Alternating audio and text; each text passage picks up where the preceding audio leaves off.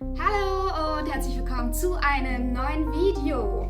In diesem Video werde ich euch erzählen, wie es mit meiner Kimchi-Kur vorangeht. Kleiner Disclaimer direkt am Anfang: Wer nicht gerne über Toilettenthemen spricht, ist in diesem Video leider nicht richtig aufgehoben.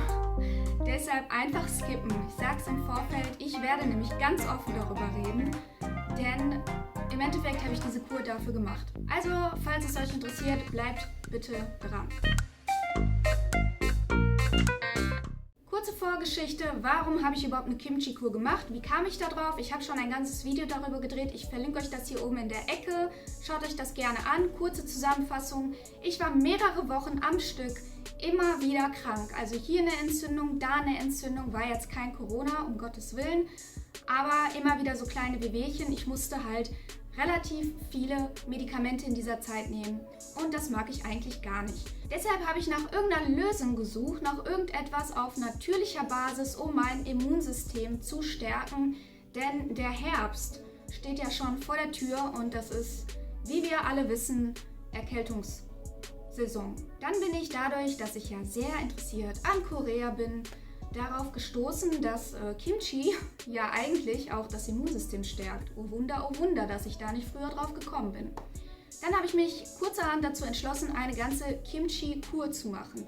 Was bedeutet das? Ich habe einfach einmal am Tag zu einer Mahlzeit Kimchi gegessen. Also ich habe jetzt nicht zu jeder einzelnen Mahlzeit immer Kimchi dabei gehabt, sondern meistens zum Mittagessen. Ich werde euch jetzt ein paar Gerichte einblenden, die ich so gegessen habe.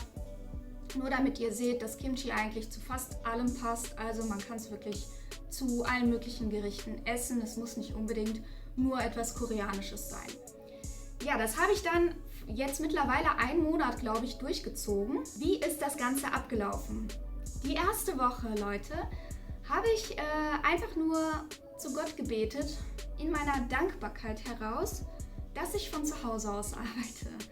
Denn mein Bauch war eine einzige Gärstation, also da waren Gase, Blubberbläschen, also mein Bauch hat solche komischen Geräusche von sich gegeben und auch laut, also das hätte man jetzt gehört, wenn man mit mir in einem Raum wäre. Das war jetzt nicht so, dass das nur so ein kleines Gefühl war, das war schon richtig so ein Blubbern, Grummen, ich weiß gar nicht, wie ich das so richtig beschreiben soll. Ja, also es wäre halt auch auszuhalten, wenn ich jetzt in der Zeit im Büro gewesen wäre. Das wäre jetzt nicht schlimm, weil es war jetzt nicht ein Zeichen so, oh, ich muss auf Toilette. Also ich musste jetzt nicht alle 5 Minuten auf Toilette deshalb. So ein Gefühl war das nicht. Aber halt einfach die ganze Zeit so ein Unwohlsein im Bauch, würde ich jetzt mal sagen. Wie bin ich damit umgegangen? Habe einfach versucht, relativ viel Tee zu trinken. Kamillentee und so weiter, hat eigentlich auch ganz gut geholfen, aber dann ab der zweiten Woche ist das von alleine einfach verschwunden. Dann hatte ich das irgendwie nicht mehr. Anscheinend hat mein Körper einfach an diesen Kimchi-Konsum gewöhnt. Ja, dann habe ich natürlich weitergemacht. Am Wochenende fiel mir das alles irgendwie ein bisschen schwieriger, weil wir dort meistens nicht zu Hause essen. Wir sind dann meistens entweder irgendwo unterwegs oder wir sind bei unseren Eltern zu Besuch oder bei Freunden. Deshalb ist mir das an den Wochenenden wirklich ein bisschen schwieriger gefallen. Deshalb habe ich versucht, das einfach zum Frühstück einzubinden, diesen Kimchi-Verzehr, wenn man das so sagen kann. Dazu muss ich aber auch sagen, ich frühstücke so gegen 12 Uhr. Also ich könnte jetzt nicht um 8 Uhr morgens mir so eine Portion Kimchi reinhauen. Das ist mir dann doch ein bisschen too much. Da bin ich doch ein bisschen zu europäisch, würde ich jetzt mal behaupten. Dann hat auch schon die zweite Woche begonnen und da ging es auf jeden Fall definitiv schon sehr viel einfacher. Wie gesagt, dieses Grummeln im Bauch ist halt verschwunden, dieses Unwohlsein. Dann ging das Ganze schon ein bisschen besser, aber dann hat komischerweise bei mir irgendwie so ein Abwehrreflex eingesetzt. Also ich habe Kimchi irgendwie nicht mehr sehen können. Ich wusste, dass das eine psychologische Sache ist. Deshalb habe ich wirklich versucht, das einfach durchzuziehen. Es war jetzt nicht körperlich, ich war jetzt nicht irgendwie angeekelt davon oder so, aber irgendwie ich wollte das nicht mehr essen, wenn man das so sagen kann. Keine Ahnung. Ich habe es dann aber tatsächlich durchgezogen und dann kam auch schon wieder das nächste Problem. Ich habe bemerkt, dass mein Körpergeruch sich dadurch ziemlich verändert hat. Also Gott sei Dank muss ich sagen, hatte ich nie Probleme damit. Ich bin auch kein Mensch, der irgendwie viel schwitzt. Ich würde sagen, ich schwitze fast eigentlich nie. Aber auch nur, weil ich keinen Sport mache wahrscheinlich. Dann habe ich aber gemerkt, dass halt einfach dadurch wahrscheinlich, ist jetzt nur meine Vermutung, bin ja kein Profi, in Kimchi ist ja auch Knoblauch drin und Ingwer, Zwiebeln, Fischsoße, manchmal diese kleinen eingelegten gesalzenen Sardellen. Das sind jetzt nicht die typisch europäischen Gerüche und das habe ich gemerkt. Also mich hat Gott sei Dank jetzt keiner irgendwie angesprochen und gesagt, boah, du stinkst aber. Das gab es Gott sei Dank nicht. Aber ich habe es so an meiner Kleidung halt gemerkt, wenn ich die gewaschen habe, dass das schon irgendwie anders riecht als normalerweise. Und dann habe ich echt dran gezweifelt, ob ich weitermachen soll, weil das ist für mich so ein No-Go. Also wenn man anfängt, also wenn man einfach unangenehm riecht, das ist für mich auch so ein Unwohlfaktor des Todes. Das geht für mich gar nicht. Ja, aber auch das ist dann komischerweise ab der 3. Woche wiederum verschwunden. Da hatte ich das nicht mehr. Ich habe auch die ganze Zeit meinen Freund immer wieder gefragt, ob ich irgendwie komisch rieche. Und der meinte so, nee, alles okay, also weiß ich nicht. Vielleicht habe ich mir das eingebildet. Keine Ahnung, aber trotzdem war das eine relativ negative Erfahrung für mich, weil ich halt sowas noch niemals im Vorfeld hatte. Und ab dem Zeitpunkt, also so ab der 3. Woche, war das einfach nur noch Routine für mich. Also ich habe da nichts mehr, keine negativen Punkte mehr gesehen an dem Ganzen. Ich habe das einfach weiter so durchgezogen, wie das ist. Und dann habe ich wirklich langsam schon positive Aspekte an dieser Kimchi-Kur erkannt. Und zwar habe ich gemerkt, dass mein Hautbild sich deutlich verbessert hat. In der Kamera sieht man das jetzt wahrscheinlich leider nicht so gut und auch sonst in den anderen Videos, aber ich habe normalerweise keine sehr gute Haut. Ich habe ziemlich viele Mitesser und auch Pickel, versuche das halt immer abzudecken, aber wäre natürlich schöner, wenn man die gar nicht erst hätte. Und jetzt ist meine Haut eigentlich auf einem sehr guten Stand, auf so einem sehr guten Level, würde ich sagen. Bin ich sehr zufrieden mit und das verdanke ich Kimchi. Also haben Asiaten anscheinend recht, die Gesundheit liegt im Darm, denn ich habe es auf keine andere Weise hinbekommen, so ein Hautbild zu bekommen, wie ich jetzt habe, weder mit Kosmetik, noch mit Ernährungsumstellung, noch mit irgendwelchen Vitaminen, die ich zu mir genommen habe. Deshalb, ja, bin ich Kimchi sehr dankbar dafür, dass es mein Hautbild gerettet hat. Wow, wie toll. Ja, und jetzt kommen wir zu dem Thema, was ich am Anfang schon erwähnt habe. Das gefürchtete Toilettenthema ist ja in Europa so ein kleines Tabuthema. Keiner traut sich darüber zu reden. Aber das nehme ich jetzt einfach mal in meine Hand. Also Toilettengänge waren ein Träumchen, liebe Leute. Es war einfach ein Traum. Nein, ich übertreibe jetzt natürlich.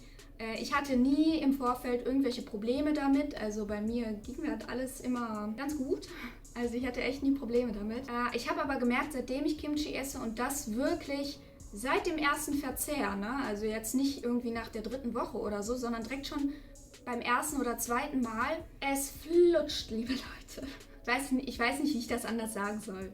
Keine Ahnung. Also jedenfalls habe ich mir dann nochmal durchgelesen, weil in Korea ist das ja ein sehr alltägliches Thema. Die Leute reden ganz offen darüber und in Seoul gibt es ja sogar ein ganzes Poop-Museum. Das ist einfach ein Thema, was für die ganz natürlich ist und da stimme ich auch zu, weil es ist ja ganz natürlich. Ich meine, es muss jeder von uns. Wie gesagt, ich hatte nie Probleme im Vorfeld damit, aber seitdem ich Kimchi regelmäßig esse, habe ich schon einen sehr, sehr krassen Unterschied bemerkt und dachte mir so, wow, so kann es also auch gehen. Das ist ja heftig. Und dann habe ich mir ein paar Artikel dazu durchgelesen, speziell auch chinesische Medizin und auch ein paar koreanische Artikel dazu. Die haben ganz explizit gesagt, dass normalerweise, wenn man halt Stuhlgang hat, sollte das ein schönes Gefühl sein. Klingt total Panne, ich weiß das. Aber ja, es sollte einfach so ein erleichterndes Gefühl sein, ohne Schmerz, ohne Ziehen, ohne irgendwie Stechen, ohne Druck. Also es gibt ja Leute, die kommen da richtig ins Schwitzen, wenn die auf dem Pöttchen sitzen. Deshalb, ja, so sollte das nicht sein, normalerweise. Jedenfalls hat mich das ziemlich erstaunt und wie gesagt, wenn ihr Probleme damit habt, esst regelmäßig Kimchi. Ansonsten einfach das gute, alte, deutsche Sauerkraut wird es auch tun. Also je nachdem, was ihr lieber mögt. Das hat mich ja dann tatsächlich sehr positiv überrascht, dass ich so schnell schon so positive Effekte feststellen konnte. Jetzt zu der Frage, ob Kimchi mich geheilt hat. So darf man das gar nicht sehen, glaube ich. Also es ist ja kein Medikament, es ist nicht so, ich bin krank, ich esse Kimchi, jetzt bin ich wieder gesund. Das ist schon sowas, was man halt präventiv irgendwie machen muss. Das ist ja kein Medikament und das bekämpft jetzt nicht irgendwie die Symptome oder so, die man hat. Würde ich das weiterempfehlen, so eine Kimchi-Kur mal zu machen? Also größtenteils schon. Würde ich jedem empfehlen, das einfach mal zu versuchen, ob das halt auch zu einem passt und ob man das in den eigenen Alltag einbinden kann, weil das war, glaube ich, mein größtes Problem. Ich würde nicht unbedingt dazu raten, das in so einer laufenden Woche zu machen. Am besten fängt man, glaube ich, am Wochenende damit an oder wenn man irgendwie Urlaub hat. Und zur Not, wenn man jetzt wirklich gar keinen Kimchi mag, das überhaupt nicht essen kann man zur Not immer noch einfach Präbiotika bestellen und die zu sich nehmen. 1 Monat ist jetzt eine relativ kurze Zeit, um dort wie nennt sich das? Bin ich dumm? Um dort eine aussagekräftige, da kann man noch nicht sagen, ob das jetzt wirklich so viel bringt oder nicht. Ich werde das aber in Zukunft auf jeden Fall weitermachen und euch dann immer wieder in einzelnen Videos so kleine Updates geben, wie das so läuft mit meiner Kimchi-Kur. Was will ich am Ende noch sagen, falls ihr Blähbauch habt, falls ihr Probleme mit Stuhlgang habt, falls ihr vielleicht nur einmal die Woche groß auf Toilette müsst oder könnt, falls ihr Verstopfungen habt oder irgendwelche anderen Probleme, die speziell mit dem Darm zu tun haben, wird Kimchi euch helfen. Das ist das Fazit des Videos. Das war's mit dem Video, liebe Leute. Ich hoffe, die Toilettenthemen konnte ich relativ diskret verpacken. Ich habe versucht, neutrale Wörter zu benutzen, damit ihr nicht so geschockt seid. Ja, lasst uns gerne ein liebes Kommentar unter dem Video da, denn in letzter Zeit läuft es für uns nicht so gut hier. Deshalb ja, wären wir euch da sehr, sehr dankbar drüber. Falls euch das Video gefallen hat, gebt uns ein Like, abonniert unseren Kanal. Das ist die größte Unterstützung, die ihr uns geben könnt. Und dann sehen wir uns im nächsten Video. Ich freue mich schon. Tschüss!